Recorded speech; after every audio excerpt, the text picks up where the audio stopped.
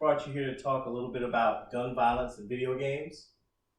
Um, First, give a little introduction. Video games are a big part of today's market, today's media.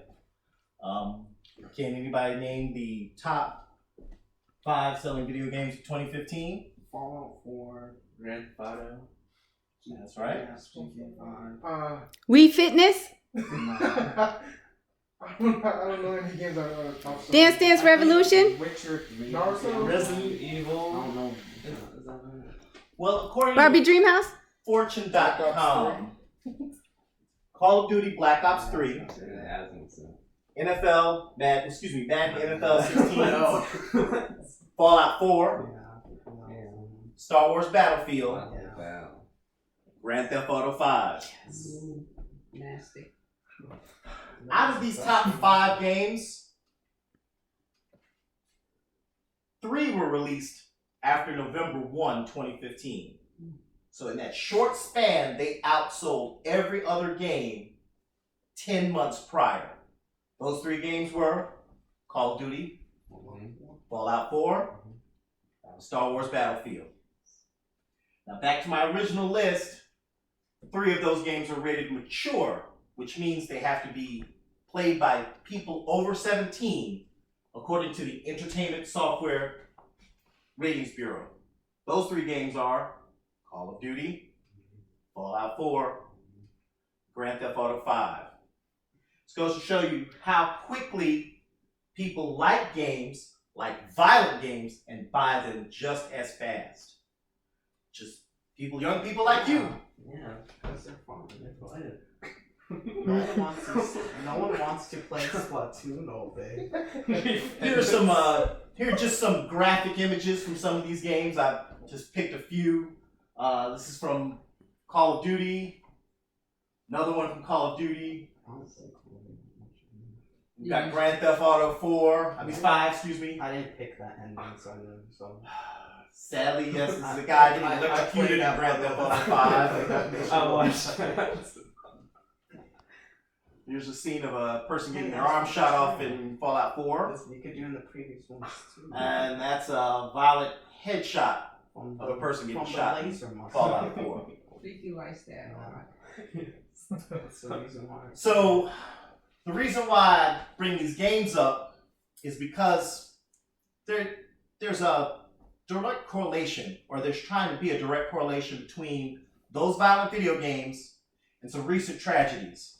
These tragedies are the Columbine High School shootings, the shootings at Virginia Tech, the shootings in Uttawa, Norway, the Washington, D.C. Navy Yards, and the Aurora movie theater. So what do these tragedies have to do with video games, you might ask? They're all simulators and Gmod. No. All of the perpetrators of these 5 events were avid, violent video game players. And sadly, there are a lot of groups that are saying that the video games influence these shooters to do these events. It's true. No, it's not. But I will try to make some points and show you that it's not true. First of all, might not be a positive point, but video games have been proven to show that the more violent the video game, the less sensitive a person is to violence in reality. They become empathetic towards the violence around them. While this is true, it doesn't mean that the person's morality has gone. It just means that they see images and they're no longer shocked by them. Doesn't mean that they're trying to commit any crimes. It's just that they're no longer appalled by the violence. I don't care. My second point, I play a game. My favorite game is World of Warcraft. World of Warcraft is played at one point in time by almost 20 million people worldwide. The Norway shooter played World of Warcraft. It was banned in Norway after his shooting rampage. I bring this point up because games are worldwide. Japan, Germany, United Kingdom, France, Mexico, Canada, Except everybody for some plays parts of video Australia. games. Australia, New Zealand, Jamaica doesn't have. but everybody in the world plays video games. But yet, no one has the same level of mass shootings that we do in the United States. It's just not similar. It's just not relating in, let's say, Australia. So why is that? Which leads me into my third point. The games are blamed, instead of looking at the events in the shooters' lives. For example, we'll go back to the Columbine shooters. The Columbine shooters were reportedly bullied by their friends and peers, as well as it was reported that before they started their shooting rampage, their video games were taken away from them. So, what caused the shooting? Was it the games, or was it the fact that the games were taken away? Sometimes we don't look at the emotional impact that we don't look at the emotional impact that people have, and instead we look at the games. We say that the games caused the violence because the games were violent. And this isn't the case.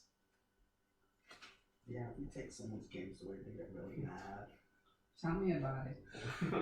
Amir Listo, he's a developer from Seabreeze Studios, which makes Payday 2, which is a violent video game where you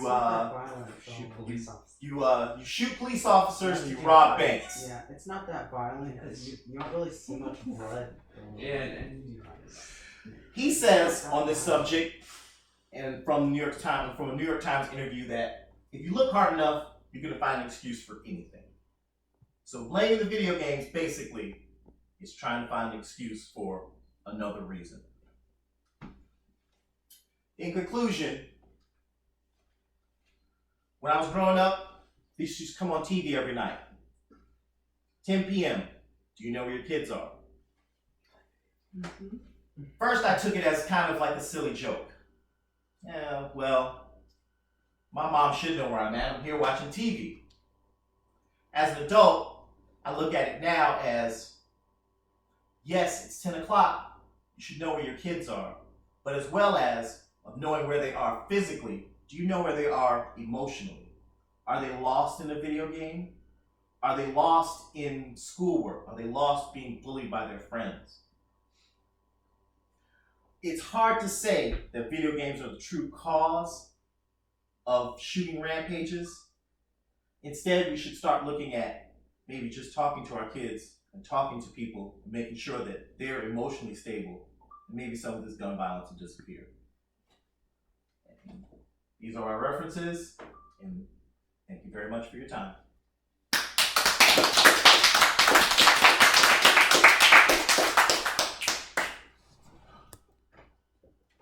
So all those violence games